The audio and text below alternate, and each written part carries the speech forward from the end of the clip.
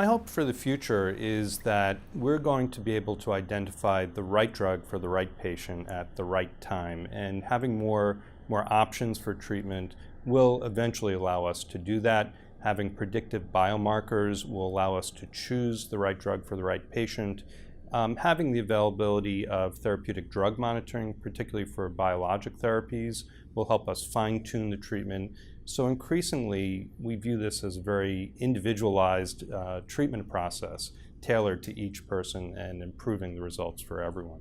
And I think that is well within our reach at this point. Ultimately, we'd like to identify biomarkers to select which patient is going to respond best to which therapy. But unfortunately, we don't have that at the present time. I would like to see therapy for Crohn's disease rather than therapy for mild to moderate or moderate to severe. Those distinctions don't really make clinical sense to us.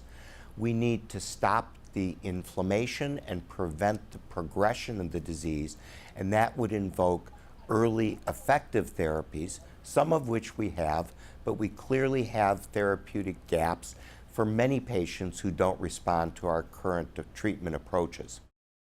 You know, when I look ahead to the 10 or 15 years that I plan to be in the field in the years to come, what I would really like to see is that we deliver the early use of combinations of drugs that prevent disease progression to stricture fistula abscess, prevent surgery, and really change the natural history of Crohn's disease, which has been disease progression and surgery in decades past. And I think we're going to see that evolve over the next 10 years.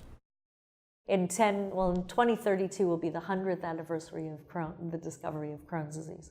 So we've got 15 years where we got to figure this out so we can actually say we understand what triggered that first patient who ever presented to Mount Sinai with Crohn's and had a surgery and said, this is a new disease that we haven't seen before. There's been an evolution in the industrialization, so microbiomes have changed, westernization in emerging countries. So, in X amount of time, there'll be more IBD patients in Asia and India, for example, because the denominator is so large, and there is change in environment, change in food, change in microbiome, westernization, industrialization. So we know we got to track the microbiome. So there's definitely a huge unmet need at understanding this better and developing therapies that can help change the microbiome in maybe those that don't even have IBD yet but are at risk of developing it. So the field is very exciting, and there's a lot of parallel things happening. Obviously, the patients would like to never be dealing with the disease, and we agree. So I think working on ultimate strategies that get them in such deep remission that maybe we can then use our microbial-based therapies to keep them there.